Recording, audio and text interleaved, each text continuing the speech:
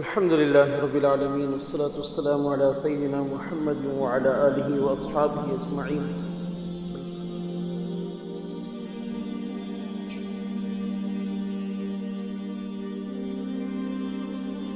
أما بعد فأعوذ بالله من الشيطان الرجيم. بسم الله الرحمن الرحيم.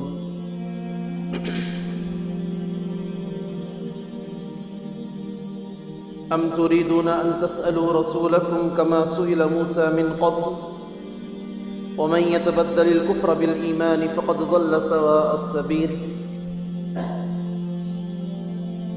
إلى هذه الآية.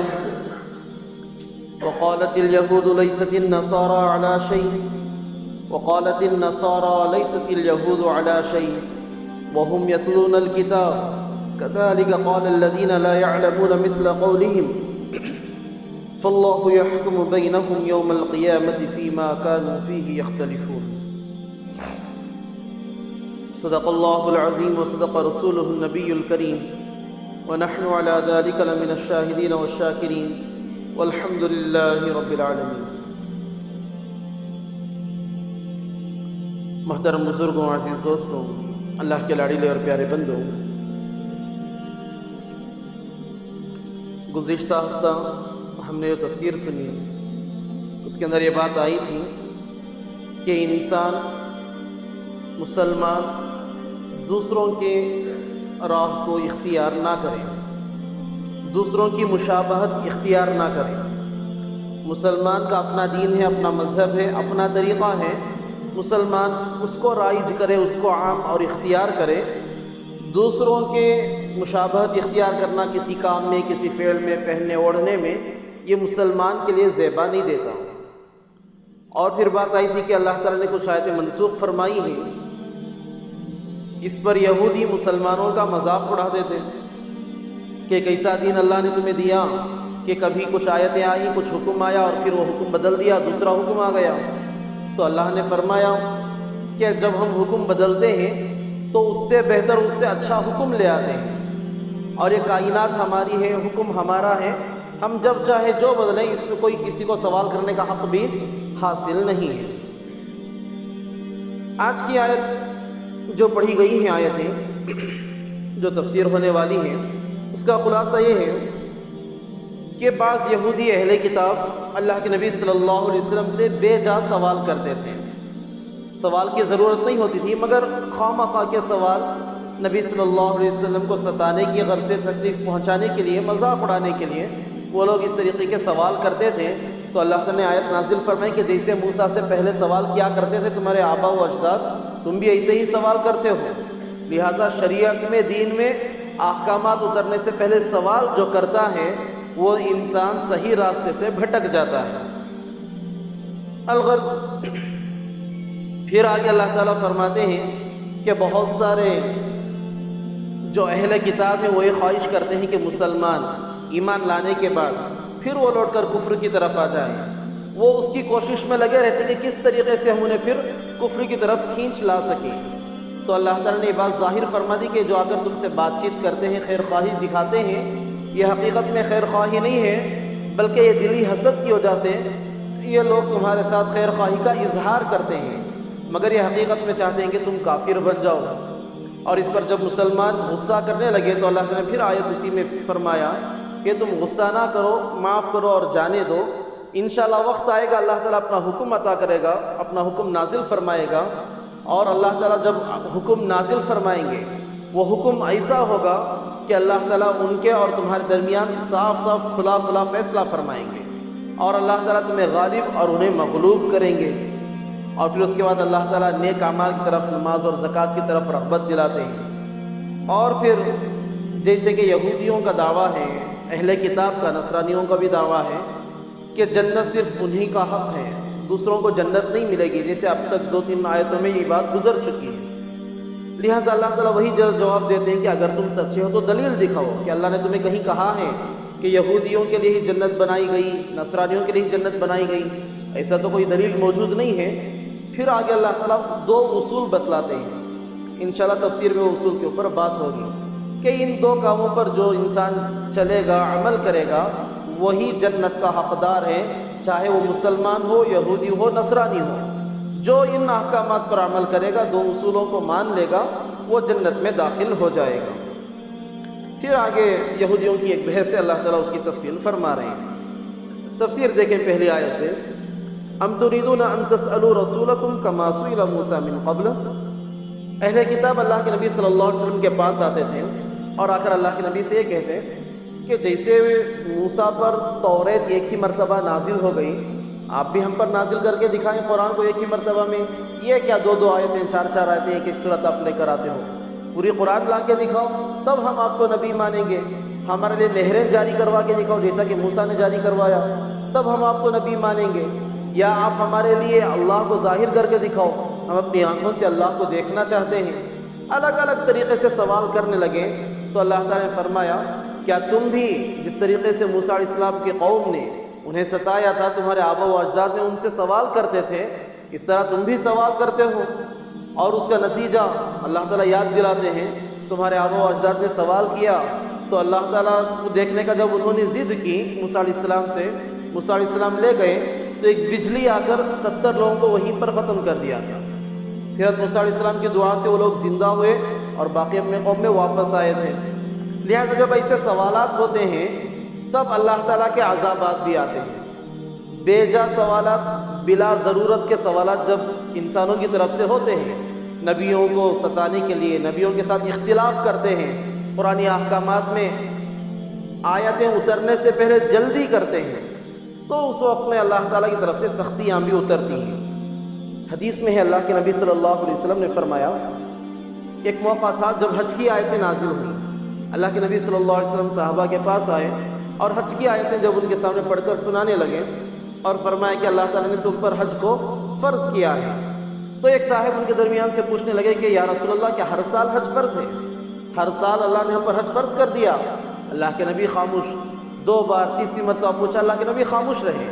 پھر بعد میں اللہ کے نبی نے فرمایا کہ لا، نہیں، ہر سال فرض نہیں ہے۔ پھر آگے اللہ کے نبی نے فرمایا، جب میں ایک حکم بتا رہا ہوں تو اس کو سن لو اور خاموش ہو جاؤ، اس کے بارے میں سوال کرنے سے یہ ہوگا، اگر میں تمہیں ہاں کہہ دیتا، اللہ تعالیٰ ہر سال حج کو فرض کر دیتے، اور اگر اللہ ہر سال حج کو فرض کر دیتے تو تم اس کو ادا نہ کر پاتے۔ لہٰذا جو احکام نازل ہو جائیں اس کے بعد اس کے بارے میں سوالات نہ کیا کرو۔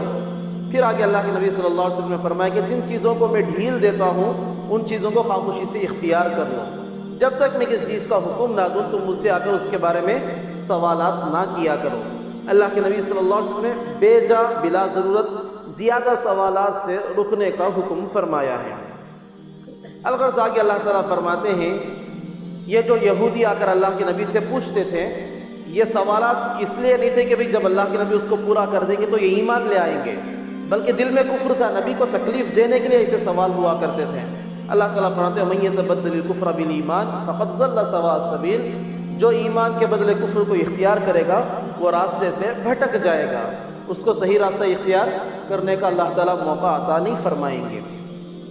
آگے فرماتے ہیں، ود کثیر من اہل الکتاب، کہ اہل کتاب جو یہودی اور نصرانی وغیرہ تھے، ان لوگوں کو ایک جلن تھی، جیسے کہ اب تک بارہا ہم نے سنا ہے کہ قرآن کیوں اللہ کے نبی پر اترا، اللہ کے نبی کیوں عربیوں میں سے آ گئے، بنی اسرائیل میں سے کیوں نہیں آئے۔ یہ حسد ان کے درمیان تھا، وہ جانتے ہوئے سمجھتے ہوئے کہ یہی نبی ہیں، قرآن حق ہے، باتیں صحیح ہیں، حسد کی وجہ سے ایمان نہیں لا رہے تھے یہودی اور نصرانی۔ اب جو لوگ ایمان لے آتے وہ ان کے پیچھے پڑ جاتے ہیں، کسی نہ کسی طریقے سے واسطے دے کر، رشتہ داری کے واسطے دیتے ہیں، تعلقات کے واسطے دیتے ہیں، یا کچھ اور لالچ وغیرہ بات چیت کر کے انہیں بھٹکانے کی کوشش کیا کرتے تھے۔ اللہ تعالیٰ نے یہ آیت نازل فرما کر مسلمانوں کو متنبہ کر دیا، چوکنا کر دیا کہ دیکھو یہ لوگ اہل کتاب تمہیں دھوکہ دینے کی کوشش میں ہیں، یہ لوگ تمہیں دھوکہ دینے کی کوشش کر رہے ہیں، تم ان کے دھوکے میں نہ پڑنا۔ یہ لوگ تمہارے ساتھ کوئی خیر خواہی کرنا نہیں چاہ رہے، بلکہ ایک حسد، ایک جلن ہے کہ تم لوگ کامیاب ہو جاؤ گے، اور تمہاری کامیابی کے ڈر سے یہ لوگ چاہتے ہیں کہ تم بھی پھر کفر کی طرف لوٹ جاؤ، کہ یہ بھی گڑھے میں گر رہے ہیں، تمہیں بھی لے کر گرنا چاہتے ہیں۔ اب یہاں پر یہ ہوا، جب یہ آیت نازل ہوئی مسلمانوں کے اندر جوش ابھرا کہ یہ لوگ ہم سے اصل دشمنی نبھا رہے ہیں اور ہم انہیں دوست سمجھ بیٹھے ہیں، تو اس پر مسلمانوں نے غصے کا اظہار کیا غضب کا اظہار کیا، مسلمان غصہ کرنے لگے، تو اللہ تعالیٰ نے فرمایا کہ ابھی غصہ کرنے کا وقت نہیں ہے، ابھی ابھی مدینہ آئے ہیں، سنبھل جاؤ، صبر کر لو، جب تمہیں اقتدار آ جائے گا، اللہ تعالیٰ کا حکم تمہارے پاس آئے گا، تب تم جا کر ان کفار کے ساتھ جو مدینے کے باہر ہوں یا مدینے کے اندر یہودی ہوں ان کے ساتھ مقابلہ کرنا۔ جب مسلمان مکے سے مدینہ آئے تھے تو حقیقت میں یہ ہوا تھا کہ یہودی مدینے کے اندر کے دشمن تھے، اور جن کفار کے پاس سے مسلمان چھوٹ کر آئے تھے مکے سے، وہ لوگ بھی مسلمانوں کو تکلیف دینا چاہتے تھے۔ لہٰذا ہوتا یہ تھا کہ مسلمان اگر ان کے ساتھ بھڑ جاتے، یہودیوں کے ساتھ، کفار باہر سے حملہ کرتے، یہودی اندر سے حملہ کرتے، تو مسلمان ختم ہو جاتے۔ تو اللہ تعالیٰ نے مسلمانوں کے لیے ایک راہ بتلائی، ایک آسانی بتلائی کہ ابھی باہر کے کفار کے ساتھ، یعنی کفار مکہ، کفار قریش اور دوسرے جو باہر کے کفار ہیں، مشرکین ہیں، ان کے ساتھ مقابلہ کرو۔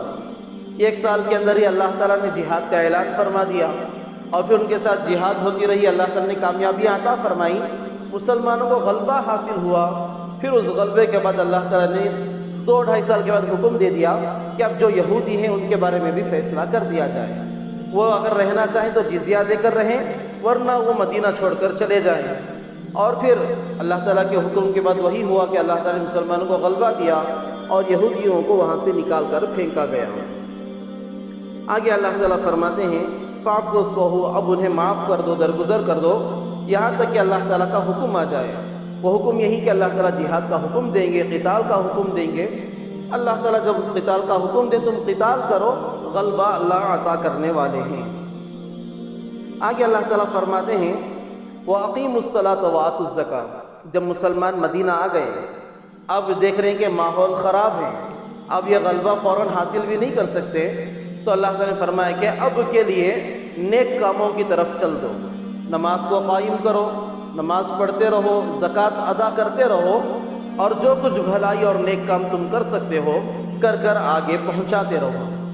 اللہ تعالیٰ فرماتے ہیں کہ وَمَا تُقَدِّمُوا لِأَنفُسِكُم مِّن خَيْرٍ تَجِدُوهُ عِندَ اللَّهِ، جو کچھ تم نیک کام اللہ تعالیٰ کے پاس بھیجتے رہو گے، جب تم اللہ کے پاس آؤ گے، وہ تمام کے تمام نیک اعمال اللہ تعالیٰ کے یہاں تم موجود پاؤ گے۔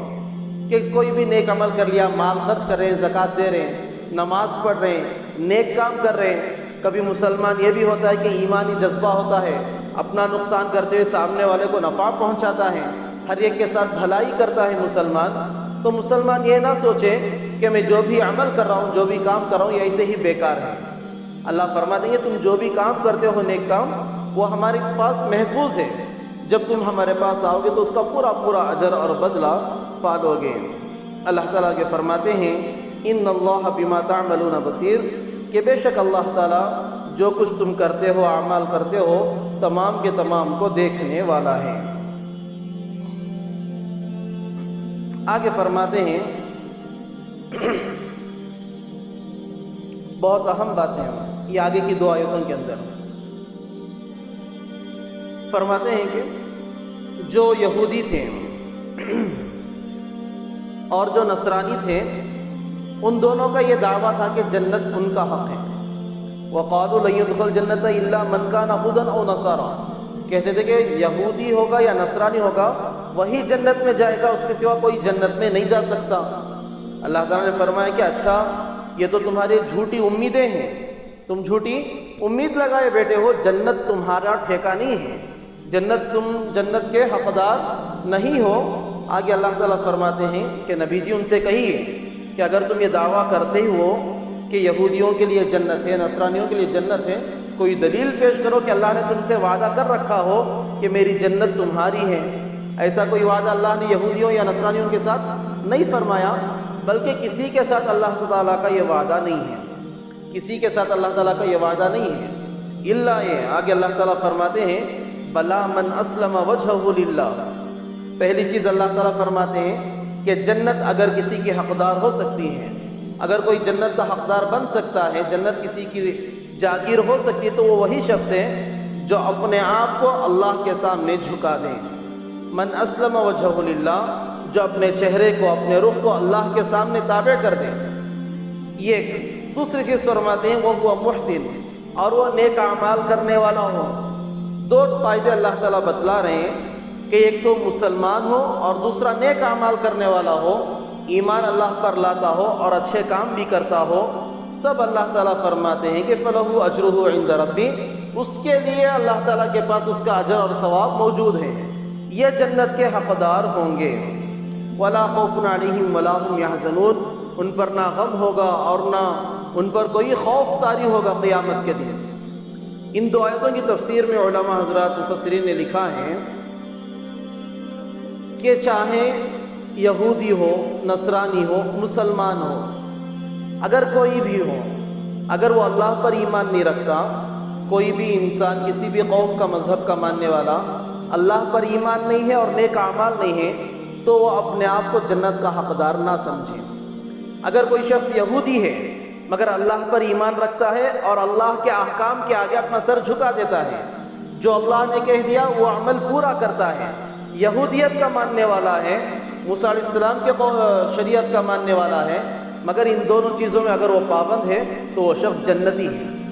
اگر نصرانی ہے، حضرت عیسیٰ علیہ السلام کو مانتا ہے، انجیل کو ماننے والا ہے، مگر وہ شخص اللہ کے احکام کے آگے سر جھکا دیتا ہے، جو اللہ کا حکم آ گیا اس پر عمل پیرا ہو گیا، اور دوسرا نیک اعمال کرتا ہے، اللہ فرماتے ہیں کہ وہ جنتی ہے۔ ایسے ہی مسلمان، پہلے تو شاید مسلمان کے ہے ہی کہ وہ اللہ کو مانے، ایمان لے آئے، مگر صرف ایمان لانا نہیں، اپنے آپ کو اللہ کے احکام کے آگے جھکا دینا، اپنے آپ کو اللہ کے حوالے کر دینا، اس کے احکام کے آگے اپنا سر جھکا دینا، دوسرا نیک اعمال کی پابندی کرنا۔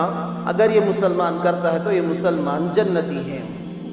اس کے برخلاف مسلمان ہے، اللہ پر ایمان تو لاتا ہے مگر اللہ کے احکامات کی پابندی نہیں کرتا، نیک اعمال نہیں کرتا، اللہ نے حکم دیا اللہ کے حکم کے آگے اپنا سر نہیں جھکاتا، اللہ کے حوالے اپنے آپ کو اس نے نہیں کیا، صرف نام کا مسلمان، کلمہ پڑھ لیا، تو یہ شخص بھی جنتی نہیں ہوگا۔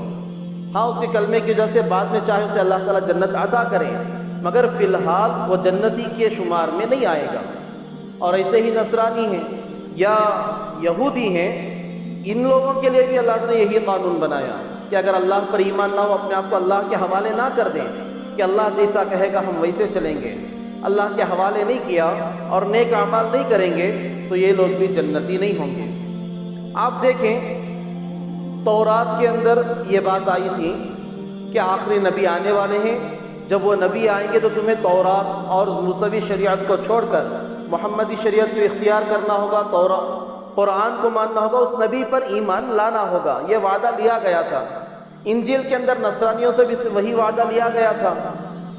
اگر یہ لوگ اللہ کو حوالے اپنے آپ کو کر دیے ہوتے، جیسے اللہ کا حکم آیا اور آخری نبی آ گئے، یہ لوگ اللہ کے حکم کو مانتے ہوئے اپنے آپ کو سر تسلیم خم کر دیتے ہیں اور یہ لوگ آخری نبی کو مان لیتے اگر یہ لوگ حقیقی طور پر اللہ کے حوالے اپنے آپ کو کیے ہوتے تو۔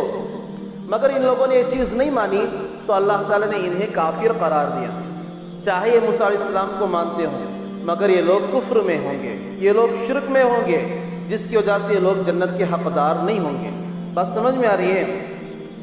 اللہ تعالیٰ نے دو اصول دیے ہیں، مسلمان ہو، کسی بھی مذہب کا ماننے والا ہو، اگر وہ اللہ کے احکام کے حوالے اپنے آپ کو کر دیتا ہے، اللہ پر صحیح طریقے سے ایمان لاتا ہے۔ صحیح ایمان کیا؟ کہ اپنے اعمال، اپنے دل اور زبان کے ذریعے سے اللہ کے احکامات کو ماننا اور اپنے بدن کے ذریعے سے ان اعمال کو پورا کر کے دکھانا، نیک اعمال میں لگنا، عبادات میں لگنا، جو اللہ کا حکم ہو اس کے آگے سر جھکا دینا، اس کو پورا کرنا، وہی اصل میں مسلمان اور مومن اور جنتی کہلائے گا۔ لہذا اس کے بارے میں مفسرین نے یہی لکھا ہے کہ جنت کا چاہے جو بھی دعویٰ کر لیں، یہودی دعویٰ کرتے ہیں کہ ہم جنت کے حقدار ہیں، نصرانی دعویٰ کرتے ہیں کہ ہم جنت کے حقدار ہیں، خود ہم مسلمان یہ دعویٰ کرتے ہیں کہ ہم جنت کے حقدار ہیں، مگر اللہ نے یہ دو اصول بتلائے ہیں، جو ان دو اصولوں کا پابند ہوگا وہ جنت کا حقدار ہوگا، اور جو دو ان اصولوں کے علاوہ چلا جائے گا، اس سے آگے بڑھ جائے گا، حد سے پار کر جائے گا، وہ شخص جنت کا حقدار نہیں ہوگا اور وہ حقیقی مسلمان نہیں ہوگا۔ اس آیت کے تحت اور لمبی تفسیر ہے، انشاءاللہ آئندہ ہفتہ آئے گی۔ ان آیتوں کے اندر جتنی آیتیں اب تفسیر میں پڑھی گئی ہیں، ہمارے لیے سبق یہ ہے کیا ہے؟ ایک عادت ہے اسلامی احکامات یا شریعت کے مسائل یا شریعت کی باتوں میں اپنے ذہن سے سوال کرنا. اچھا حضرت یہ ایسا کئی کوئی ایسا رہنا تھا، اچھا یہ اللہ ایسا حکم کئی کو دیے سو، یہ ایسا کئی کو نازل ہوا سو اللہ ایسا کئی کو کرے سو ایسا بھی ہو سکتا تھا نا.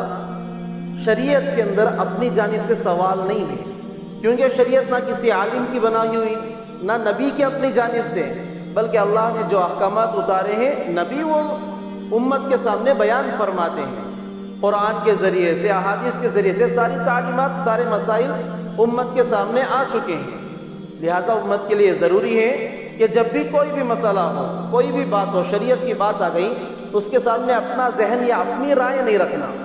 وہی اللہ تعالیٰ فرماتے ہیں کہ رسول سے تم بے جا سوال کیوں کرتے ہو؟ جو اللہ نے حکم دے دیا اس حکم کا مانو اور عمل کرو. بے جا اگر سوالات کریں گے، وہ بچھڑے کا واقعہ ہم سنے تھے، ضرورت کے بغیر سوال کرتے گئے، اللہ تعالیٰ سختی دیتے گئے، سوال آتا گیا، سختی بڑھتی گئی، اور آخر میں اتنا مشکل ہو گیا کہ انہوں نے حکم پورا کرنا بھی ان کے لیے مشکل بن گیا تھا. لہٰذا بے جا جب سوال ہوتے ہیں اللہ تعالیٰ کی طرف سے سختیاں اور عذابات بھی آتے ہیں.